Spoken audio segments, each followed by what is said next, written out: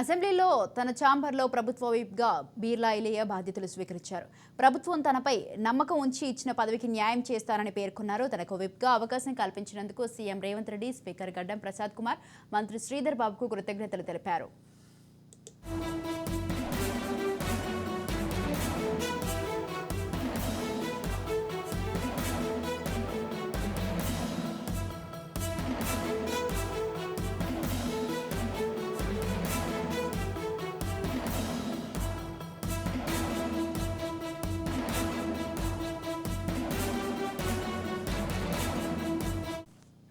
అసెంబ్లీలోని తన ఛాంబర్లో ప్రభుత్వ విప్గా బీర్లా ఐలయ్య బాధ్యతలు స్వీకరించారు. ప్రభుత్వం తనపై నమ్మకం ఉంచి ఇచ్చిన పదవికి న్యాయం చేస్తానని పేర్కొన్నారు.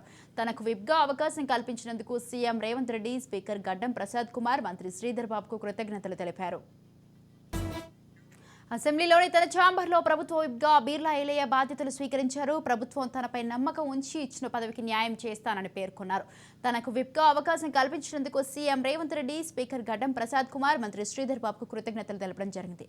రైట్, ఈ విషయంపై పూర్తి సమాచారాన్ని అందించడానికి మా ప్రతినిధి విక్రాంత్ ఫోన్ లైన్ లో ఉన్నారు. విక్రాంత్, స్వాతి, ప్రభుత్వ వైపులాగా కూడా 4 ఎమ్మెల్యేలను కూడా నియమితులయ్యారు. ఇప్పటికే ఈ మేరకు కూడా ఇప్పటికే రాష్ట్ర గవర్నర్ కూడా ఆదేశాలు జారీ చేసిన పరిస్థితి ఉంది. అయితే తెలంగాణ శాసనసభలో కూడా ఇటు ధర్మపురి ఎమ్మెల్యే అడ్లూరి లక్ష్మణ్ కుమార్, అదేవిధంగా ఆలేరు ఎమ్మెల్యే బీర్లా ఐలయ్య, వేములవాడ ఎమ్మెల్యే ఆది శ్రీనివాస్ తో పాటు డోర్నకల్ ఎమ్మెల్యే రామచంద్ర నాయక్ కూడా విపులుగా ఇప్పటికే ఎన్నికైన పరిస్థితి ఉంది. అయితే శాసనసభలో తమ సభ్యులు ఎలా వ్యవహరించాలో కూడా తెలియజేస్తూ విపులను ఆదేశిస్తారు. తాజాగా కూడా నియమితులైనటువంటి ఈ 4 విపులను కూడా తొలిసారిగా ఎమ్మెల్యేగా కూడా గెలిచారు. అయితే సామాజిక వర్గాలను తీసుకొని కూడా కాంగ్రెస్ ప్రభుత్వం ఈ పదవులను కట్టబెట్టినట్టు కూడా తెలుస్తా ఉంది. నల్గొండ జిల్లాకు సంబంధించి యాదవ్ సామాజిక వర్గానికి చెందిన ఐలయ్య, యాదగిరిగుట్టకు సంబంధించి ఆలేరు ఎమ్మెల్యేగా ఉన్నటువంటి ఐలయ్యను కూడా విపులుగా నియమించారు. ఇక మున్నూరు కాపు సామాజిక వర్గానికి చెందిన వేములవాడ ఎమ్మెల్యే ఆది శ్రీనివాస్ ను ఎస్టీ సామాజిక వర్గానికి చెందిన అడ్లూరి లక్ష్మణ్ కుమార్ తో పాటు ఎస్టీ సామాజిక వర్గానికి చెందినటువంటి